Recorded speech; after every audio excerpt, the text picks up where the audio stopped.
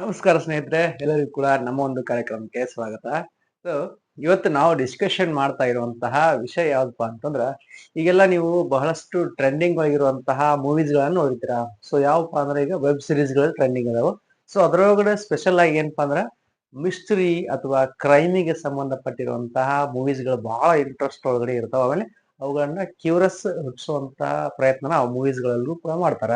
So ಅದಕ್ಕ ಇವತ್ ನಾವ್ ಯಾವ ಒಂದು ಕೋರ್ಸಿನ ಬಗ್ಗೆ ಡಿಸ್ಕಷನ್ ಮಾಡ್ತಾ ಇದೀವಿ ಅಂತಂದ್ರ, ಅದಕ್ಕೆ ಸಂಬಂಧಪಟ್ಟಿರುವಂತ ಒಂದು ಕೋರ್ಸಿನ ಬಗ್ಗೆ ಡಿಸ್ಕಷನ್ ಮಾಡ್ತಾ ಇದ್ವಿ. ಆ ಕೋರ್ಸ್ ಯಾವ್ದಪ್ಪ ಅಂದ್ರ bachelor of science in forensic science ಅನ್ನೋ ಒಂದು ಕೋರ್ಸಿನ ಬಗ್ಗೆ ಇವತ್ತು ನಾವು ಡಿಸ್ಕಷನ್ ಮಾಡ್ತಾ ಇದೀವಿ. ಸೊ ಈ ಕೋರ್ಸಿನ ಬಗ್ಗೆ ಕಂಪ್ಲೀಟ್ ನಿಮ್ಗ ಇನ್ಫಾರ್ಮೇಶನ್ ನಾವು ಕೊಡ್ತಾ ಹೋಗ್ತೀವಿ. ಅಂದ್ರೆ ಇದ್ರ ಬಗ್ಗೆ ನಾವು ನಿಮ್ಗ ಈ ಒಂದು ಕೋರ್ಸ್ ನ ಕಲಿಬೇಕಾದ್ರ ನಾವೇನ್ ಎಲಿಜಿಬಿಲಿಟಿ ಹೊಂದಿರಬೇಕು, ಇದರ ಒಂದು ಸಬ್ಜೆಕ್ಟ್ ಗಳು ಏನ್ ಬರ್ತಾವ, ಆಮೇಲೆ ಇದರ ಜಾಬ್ ಅಪರ್ಚುನಿಟೀಸ್ ಗಳೇನು, ಇದರ ಸ್ಯಾಲರಿ ಸ್ಕೇಲ್ ಇರ್ತೈತಿ, ಆಮೇಲೆ ಈ ಒಂದು ಕೋರ್ಸ್ ನ ಮುಗಿಸಿದ ಮೇಲೆ ಎಲ್ಲಿ ನಾವು ಕೆಲಸ ಮಾಡ್ಬೇಕಂತೇಳಿ ಕಂಪ್ಲೀಟ್ ಆಗಿ ನಿಮ್ಗೆ ಒಂದೊಂದಾಗಿ ಇನ್ ಡೀಟೇಲ್ ಆಗಿ ಹೇಳ್ತಾ ಹೋಗ್ತೀವಿ. ಸೊ ಹಾಗಾದ್ರೆ ಯಾರೆಲ್ಲ ನಮ್ಮ ಚಾನಲ್ಗೆ ಹೊಸದಾಗಿ ವಿಸಿಟ್ ಮಾಡಿದ್ರಿ, ನಮ್ಮ ಚಾನಲ್ ನ ಸಬ್ಸ್ಕ್ರೈಬ್ ಮಾಡೋದನ್ನ ಮರಿಬೇಡಿ. ಈ ವಿಡಿಯೋನ ಕಂಪ್ಲೀಟ್ ಆಗಿ ನೋಡಿ.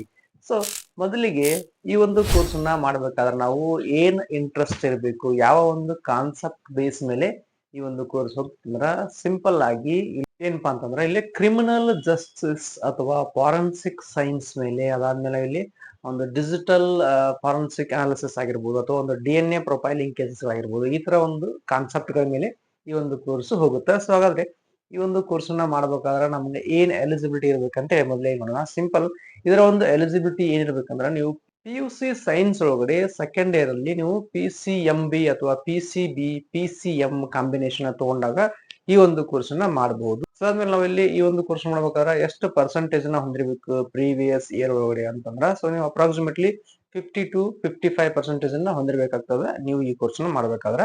ಸೊ ಅದಾದ್ಮೇಲೆ ನೆಕ್ಸ್ಟ್ ಏನಪ್ಪಾ ಅಂದ್ರೆ, ಈ ಒಂದು ಕೋರ್ಸ್ ನ ಮಾಡ್ಲಿಕ್ಕೆ ನಮ್ಗೆ ಏನಾದ್ರು ಎಂಟ್ರೆನ್ಸ್ ಎಕ್ಸಾಮ್ಸ್ ಗಳು ಇದಾವೆ ಅಂತ ಕೇಳಿದ್ರೆ, ಸೊ ಡೆಫಿನೆಟ್ಲಿ ಇವುಗಳು ಕೋರ್ಸ್ಗಳಿಗೂ ಕೂಡ ನೀವು ಎಂಟ್ರೆನ್ಸ್ ಎಕ್ಸಾಮ್ ಅನ್ನ ಬರೀಬೇಕಾಗ್ತದೆ.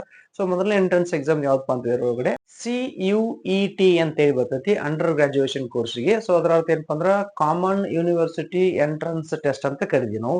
ಸೊ ಅದಾದ್ಮೇಲೆ ನಾವು ಇಲ್ಲಿ ಇನ್ನೊಂದು ಎಂಟ್ರೆನ್ಸ್ ಎಕ್ಸಾಮ್ ನೋಡ್ತೀವಿ ಅಂತಂದ್ರೆ NFSU ಅಂತ ಒಂದು ಎಂಟ್ರೆನ್ಸ್ ಎಕ್ಸಾಮ್ ಬರ್ತೈತಿ. Is nothing but national forensic science university exam ಅಂತ ಬರ್ತೈತಿ. ಸೊ ಅದನ್ನು ಕೂಡ ನೀವು ಇಲ್ಲಿ ಎಂಟ್ರೆನ್ಸ್ ಎಕ್ಸಾಮ್ ಒಳಗಡೆ ಪಾಸ್ ಆಗ್ಬಿಡ್ತದೆ. ಅದಾದ್ಮೇಲೆ ಅದ್ರ ಜೊತೆಗೇನೆ ನೀವು ಆ ಒಂದು ಸ್ಟೇಟ್ ಲೆವೆಲ್ ಎಂಟ್ರೆನ್ಸ್ ಎಕ್ಸಾಮ್ ಅನ್ನು ಕೂಡ ಪಾಸ್ ಆಗಬೇಕಾಗ್ತದೆ. ಸೊ ಎಕ್ಸಾಂಪಲ್ ಈಗ ಕರ್ನಾಟಕ ಒಳಗಡೆ ನೀವು KSET ಅನ್ನೋ ಒಂದು ಎಕ್ಸಾಮ್ ಅನ್ನು ನೀವು ಪಾಸ್ ಆಗ್ಬೇಕಾಗ್ತದೆ. ಸೊ ಅದಾದ್ಮೇಲೆ ನೆಕ್ಸ್ಟ್ ಏನಪ್ಪಾ ಅಂತಂದ್ರೆ, ಅದಾದ್ಮೇಲೆ ನೆಕ್ಸ್ಟ್ ಏನ್ ಬರ್ತಂದ್ರೆ, ಈ ಒಂದು ಕೋರ್ಸ್ ಡ್ಯೂರೇಷನ್ ಬರ್ತದೆ. ಸೊ ಈ ಒಂದು ಕೋರ್ಸ್ ಡ್ಯೂರೇಷನ್ ಯಾವ ತರ ಇರೋದು, ನಿಮ್ಮ ಅಪ್ರಾಕ್ಸಿಮೇಟ್ಲಿ 3 to 4 years ಇದರ ಒಂದು ಡ್ಯೂರೇಷನ್ ಇರ್ತೈತಿ. ಹ್ಯಾಸ್ ಪರ್ ಈ ಒಂದು NEP ಬೇಸ್ಡ್ 2020 ಒಂದು ಗೈಡ್ಲೈನ್ಸ್ ಪ್ರಕಾರ ನೀವು ಅಪ್ರಾಕ್ಸಿಮೇಟ್ಲಿ 3 ರಿಂದ 4 ವರ್ಷ ಇದರ ಡ್ಯೂರೇಷನ್ ಇರ್ತೈತಿ. ಸೊ ಅದಾದ್ಮೇಲೆ ನೆಕ್ಸ್ಟ್ ಈ ಒಂದು ಕೋರ್ಸ್ ಡ್ಯೂರೇಷನ್ ಹೇಳಿದ್ರಿ, ಈ ಒಂದು ಕೋರ್ಸ್ ಒಳಗಡೆ ನಾವು ಅಪ್ರಾಕ್ಸಿಮೇಟ್ಲಿ ಅಂತ ಬೇಸಿಕ್ ನಾವು ಯಾವ್ಯಾವ ಸಬ್ಜೆಕ್ಟ್ ಗಳನ್ನ ಕಲಿತೀವಿ, ಕೋರ್ ಸಬ್ಜೆಕ್ಟ್ ಗಳು ಯಾವಪ್ಪ ಅಂತ ಕೇಳಿದ್ರೆ, ಸೊ ಮೊದಲನೇ ಸಬ್ಜೆಕ್ಟ್ ಯಾವಪ್ಪ ಅಂತ ಹೇಳಿ ಫಾರೆನ್ಸಿಕ್ ಸೈನ್ಸ್ ಅಂತ ಕಲಿತೀವಿ, ಫಾರೆನ್ಸಿಕ್ ಕೆಮಿಸ್ಟ್ರಿ ಅಂತ ಕಲಿತೀವಿ, ಆಮೇಲೆ ಫಾರೆನ್ಸಿಕ್ ಬಯಾಲಜಿ ಅಂತ ಕಲಿತೀವಿ, ಆಮೇಲೆ ಫಾರೆನ್ಸಿಕ್ ಬ್ಲಾಸ್ಟಿಕ್ಸ್ ಅಂತ ಕಲಿತೀವಿ, ಆಮೇಲೆ ಕ್ವಶನ್ಡ್ ಡಾಕ್ಯುಮೆಂಟ್ಸ್ ಅಂತ ಕಲಿತೀವಿ. ಅದಾದ್ಮೇಲೆ ನೆಕ್ಸ್ಟ್ ಇಲ್ಲಿ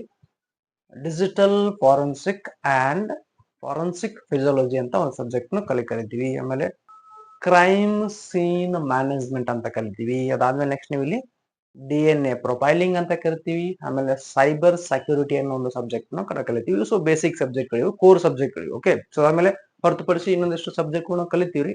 ಸೊ ಇವು ಒಂದಿಷ್ಟು ಕೋರ್ ಸಬ್ಜೆಕ್ಟ್ ಗಳು. ಆದ್ರೆ ಇದಾದ್ಮೇಲೆ ನೆಕ್ಸ್ಟ್ ಬರೋದು ಏನಪ್ಪಾ ಅಂದ್ರೆ, ನಮ್ಗೆ ಈ ಒಂದು ಕೋರ್ಸ್ ಜಾಬ್ ಅಪರ್ಚುನಿಟೀಸ್ ಗಳು ಬರ್ತಾವು. ಸೊ ಜಾಬ್ ಅಪರ್ಚುನಿಟೀಸ್ ಗಳು ಯಾವ ತರ ಇರ್ತಾವ ಅಂತಂದ್ರಲ್ಲಿ, ಸೊ ನಿಮಗೆ ಮೊದಲಿಗೆ ಹೇಳ್ಬಿಟ್ಟಿದ್ದೀನಿ ನಾನು.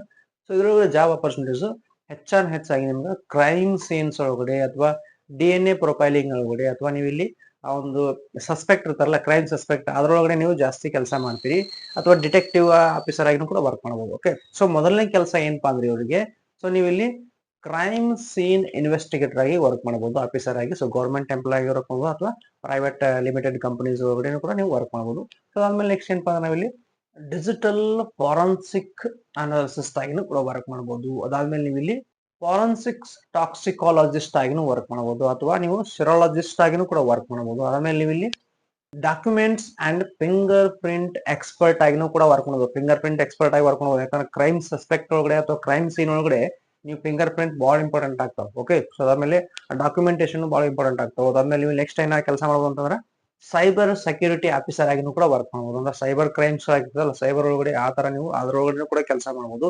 ಸೊ ಅದಾದ್ಮೇಲೆ ನೀವು ನೆಕ್ಸ್ಟ್ ಏನ್ ಕೆಲಸ ಮಾಡಬಹುದು ಅಂತಂದ್ರೆ ನೀವು ಇಲ್ಲಿ ಆ ಒಂದು ಪ್ರೈವೇಟ್ ಡಿಟೆಕ್ಟಿವ್ ಆಫೀಸರ್ ಆಗಿನೂ ಕೂಡ ವರ್ಕ್ ಮಾಡಬಹುದು. ಅದಾದ್ಮೇಲೆ ನೀವು ಇಲ್ಲಿ ಆ ಒಂದು ಲ್ಯಾಬ್ಸ್ ಇರ್ತಾವಲ್ಲ, ಡಿಟೆಕ್ಟಿವ್ ಲ್ಯಾಬ್ಸ್, ಆ ಡಿಟೆಕ್ಟಿವ್ ಲ್ಯಾಬ್ಸ್ ಒಳಗಡೆ ಒಂದು ಸೀನಿಯರ್ಸ್ ಇರ್ತಾರಲ್ಲ, ಸೀನಿಯರ್ಸ್ ಗೆ ನೀವು ಅಸಿಸ್ಟೆಂಟ್ ಕ್ರೈಮ್ ಸಸ್ಪೆಕ್ಟರ್ ಆಫೀಸರ್ ಆಗಿನೂ ಕೂಡ ವರ್ಕ್ ಮಾಡಬಹುದು. ಈ ತರ ನಿಮಗೆ ಜಾಬ್ ಆಪರ್ಚುನಿಟಿಗಳು ಇರ್ತಾವು.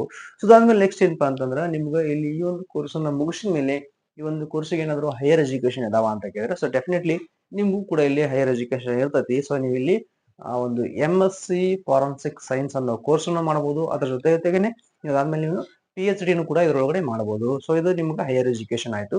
ಸೊ ನೆಕ್ಸ್ಟ್ ಇನ್ನ ಈ ಒಂದು ಕೋರ್ಸ್ ಅನ್ನ ಮಾಡಿದಾಗ ನಮ್ಗ ಸ್ಯಾಲರಿ ಸ್ಕೇಲ್ ಎಷ್ಟ್ ಇರ್ತೈತ್ರಿ ಅಂತ ಕೇಳ್ಬೋದು ನೀವು. ಸೊ ಸ್ಯಾಲರಿ ಸ್ಕೇಲ್ ಇದ್ರೊಳಗಡೆ ಎಷ್ಟ್ ಇರ್ತಂದ್ರ 3 lakh to 5 lakh for annum ಇರ್ತೈತಿ ನಿಮ್ಗೆ ಈ ಒಂದು ಕೋರ್ಸ್ ನ ಮುಗಿಸಿದ್ರೆ ನೀವು ಫ್ರೆಷರ್ಸ್ ಆಗಿದ್ದಾಗ. ಅದ್ರ ಜೊತೆ ಎಕ್ಸ್ಪೀರಿಯನ್ಸ್ ಆದಂಗ ನಿಮ್ಗೆ 5 to 10 lakh 12 lakh ಈ ತರ ಪರ್ ಆನಮ್ ಇದ್ದೇ ಇರ್ತೈತಿ. ಸೊ ಈ ತರ ನಿಮ್ಗೆ ಇದ್ರೊಳಗಡೆ ಒಂದು ಸ್ಯಾಲರಿ ಸ್ಕೇಲ್ ಇದ್ದೇ ಇರ್ತೈತಿ. ಸೊ ಹೈಯರ್ ಸ್ಯಾಲರಿ ಸ್ಕೇಲ್ ನೀವು ಇದ್ರೊಳಗಡೆ ತೊಗೊಂಡ್ರಿ.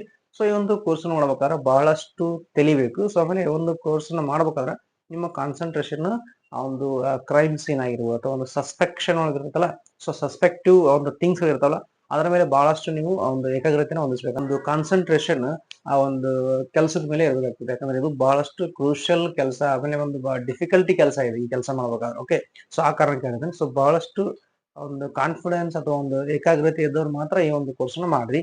ಸೊ ಇದು complete information about BSc forensic science course. So thank you for watching this video. ನಮ್ಮ ಚಾನಲ್ ನ ಸಬ್ಸ್ಕ್ರೈಬ್ ಮಾಡೋದನ್ನ ಮರಿಬೇಡಿ. Thank you.